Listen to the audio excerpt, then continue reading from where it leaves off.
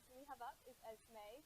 They've worked really hard on this topic, and I think it's really great. It's definitely something that isn't spoken about enough. I really didn't know anything about it when she first told me, and I feel very educated on the matter.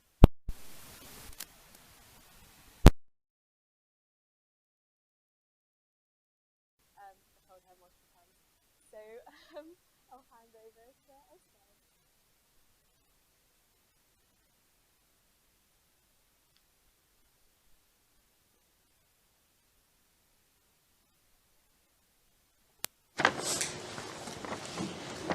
Imagine having to drop your pen in the middle of every sentence. Imagine having to look up every 5 seconds. Imagine having someone repeatedly whisper a word in your ear. That's what it can be like for people suffering from tics. Over 300,000 children and adults are living with Tourette syndrome in the UK. So what is Tourette syndrome? I'm guessing a lot of you went to the idea of swearing and rude gestures, right?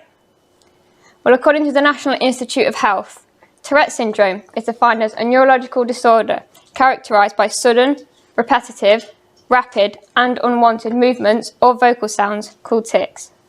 But personally, I believe this definition is missing something.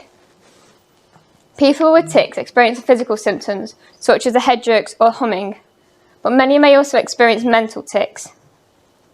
These are like when you get part of a song stuck in your head, or a piano key being struck over and over and over, but they are usually a word like a common vocal tic. No one else sees these as they are internal, and they are hard to research as you can't gain any physical evidence or study them. The media usually show the funny side of Tourette's, not the full side. It can be funny, but that's not always the case. Personally, I would prefer you to laugh, so I know that you are comfortable with me ticking around you. Some people have to laugh to get through the harder parts that aren't always shown, such as the injuries, the medication, the getting into trouble, getting bullied, getting kicked out of school or university, or even a public place such as a restaurant. As I mentioned earlier, Tourette's isn't about swearing. The Tourette's Action website states that 90% of people with Tourette syndrome do not have coprolalia, or in other words, involuntary swearing and obscene language. To be diagnosed with Tourette's, you have to have multiple motor tics and at least one vocal tic for over a year. There are other medical tests such as MRI and CT scans and blood tests that you may undergo on your diagnosis journey to rule out any other causes or conditions. Tics don't happen 24/7, and the severity of them can change over time. Stress, excitement, loud environments, lack of sleep, and many other factors can trigger tics and increase their frequency and intensity. People don't mean what they tic, and they definitely don't tic what's on their mind. Tics are random, even if they are contextual. For example, someone may see an ambulance to reenact a siren noise. There are quite a few comorbidities with Tourette syndrome. By that I mean Tourette's isn't always diagnosed alone. ADHD, OCD, anxiety, sleep problems and anger can all be diagnosed alongside Tourette's.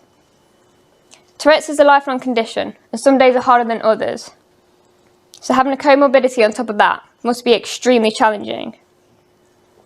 Plus, if you're not expecting more than one diagnosis, this could be quite traumatic or psychologically distressing. So do you think the media would find us funny now? Tourette's has no cure. There are different treatment options, such as behavioural therapies or medications that may reduce tic symptoms. Some of the behavioural therapies include cognitive behavioural intervention for tics, exposure and response prevention, and habit reversal therapy.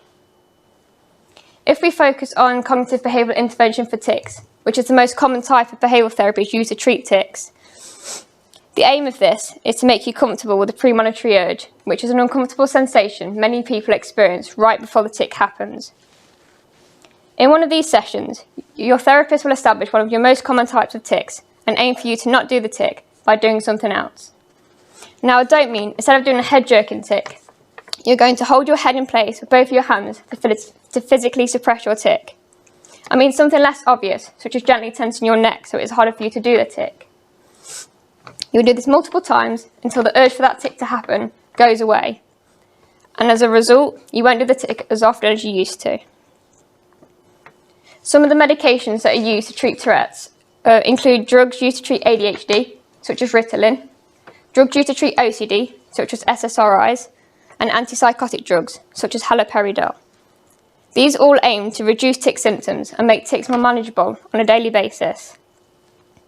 Some people may choose to not take medication to treat their tics, either because their tics aren't that severe or because of the side effects.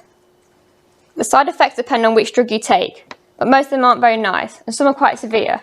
For example, depression is quite a common side effect of these drugs, and depression is a debilitating condition alone, yet paired with Tourette's, I can't even imagine. Some people will try to suppress their tics, especially in public or at school, but this is not recommended. Suppressing tics can be more harmful than letting the tic out, as the urge builds up and gets stronger. I often get asked, what does it feel like to suppress your tics?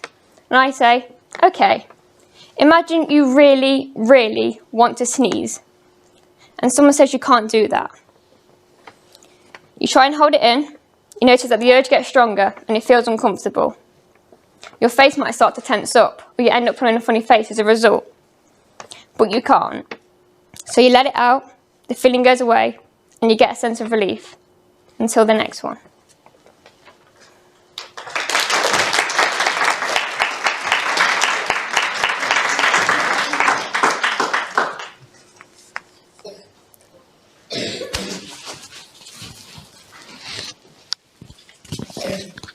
Thank you, Esme. I think that was a really insightful look at Tourette syndrome and tic stigma.